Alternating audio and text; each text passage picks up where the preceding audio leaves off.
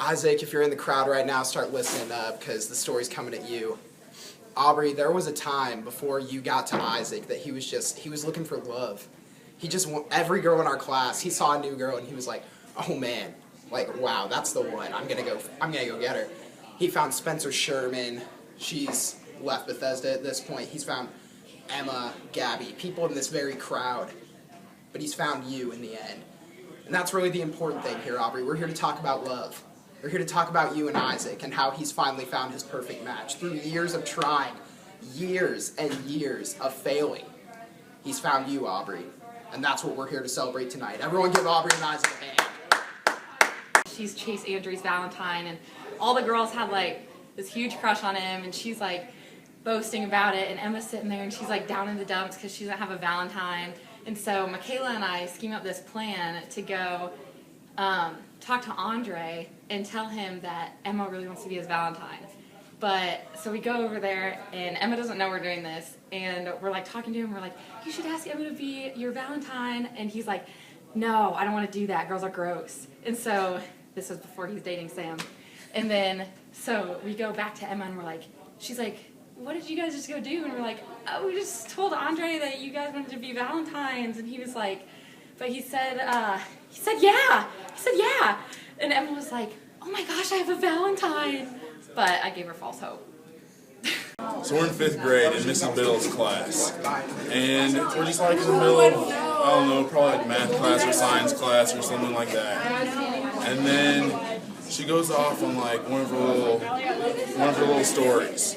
And she ends up saying, yeah, in a few years all you boys are going to grow out of your high voices and have your sexy voices. And everybody just freaks out and like runs to the back of the room, and all the girls start laughing, and it was a whole big fiasco. Okay, so a little background for our prank that we played in Jamaica. Yeah, so we were in America still. In Brownsburg. In It was Walmart. like a week before Jamaica. Yeah. And we went to like the toy section, and we just found like 1,000 water balloons, and we were like, we're gonna get somebody good with these. So then like we take those to Jamaica, and like we are not using them all week, and we have no idea how we're like gonna prank somebody. Yeah. The girls told us there's this awesome scavenger hunt in Jamaica, and I'm super excited. So they tell the guys, like, hey, go in your room, we're gonna set up this scavenger hunt. And so I'm just sitting in the room waiting. I can't. Go to your room. We're gonna make a scavenger hunt for the guys because that's normal. Anyway, I decided to go with it. And so all the guys who come out of the room, we're running around the compound. Like the girls are everywhere, like giving us clues, and we run around for like 15 minutes, like just trying to find what our big surprise is, because they told us there's a giant surprise at the end. And then, like, so the guys were, like, running around getting clues and stuff. They get the final clue behind this dark alley, like, by a car. And so we take, we have, like, Emma and Brittany, I think, on the roof. And they just, like, dump a bucket of water on the guys. We all just help them, and we all start screaming mad, like girls, of course. So we're running around, and we get to the end, and it's Elizabeth. And she hands us a paper, then sprints away. Next thing I know, there's like screaming everywhere. I look up, there's water flying on me. And I'm just looking around, I hear more screaming, we start sprinting around, water balloons start flying at me. And I don't even know what to do, I'm so confused. And so luckily I find like a big thing of water balloons, and I start turning on the girls and throwing them at the girls. And I think the security guard at the place is coming to help me, so I give him the bag thinking he's going to help me throw the water balloons. He takes the bag from me and gives it back to the girls. It was utter mayhem.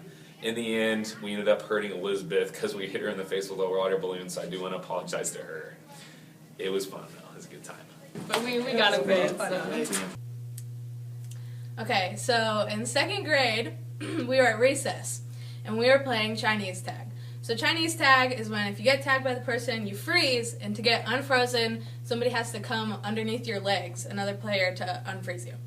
So, like a good friend, I see someone who will not be named across the gym, and she's frozen. So naturally, I was like, all right, I'm gonna go and unfreeze her. So in the process of unfreezing her, I go underneath her legs, and all of a sudden my back gets really warm, and then it's really wet.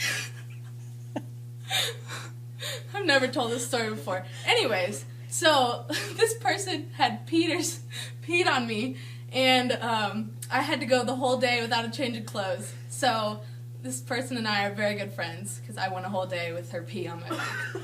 So Keaton was known during Jamaica to like get on people's beds and bother them. So I decided that I was gonna go get a drink real quick. I came back and saw him on my bed. Now this is the third time he'd been on my bed, so I was like, I'm sick and tired of this. So everyone opened the door, I pushed him onto the other guy's bed, and I said, Keaton, "Mesumbuka mimi sama ngapi?" In Swahili, that means, how many times did you bother me? He said, what? I said, how many times did you bother me? He said, 3. Took off my belt, 3 lashes. End of story. We came here to finish high school. We finished high school. I'm still not inspired. I've got nothing. So, Lies! my junior year, I remember beating Drew Hayden 4 times in a row in an arm wrestling contest.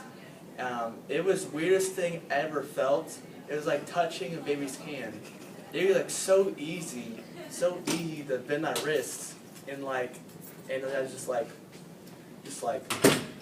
bend his wrist and his arm just goes down like that. Just like goes down and it stays down like forever. It was awful. It was awful. Please, children. Terrible, horrifying. If I'm being honest, I really just wanted my life to end. Like, I couldn't take it anymore. I have never seen or heard anything that scarred me quite so much. So, we're at leadership camp. I'm just about to fall asleep. I've had a long day, long bus ride, I'm tired. And Mr. Joyner's incessant snoring. It's honestly the loudest thing I've ever heard in my life. Like, imagine 2 buses being wrecked together, and like an elephant is in the middle of those 2 buses. It might have been like the worst night of my life. No sleep. 0 sleep. So many hours staying up. Thank you, Dr. J. We all had to sleep outside.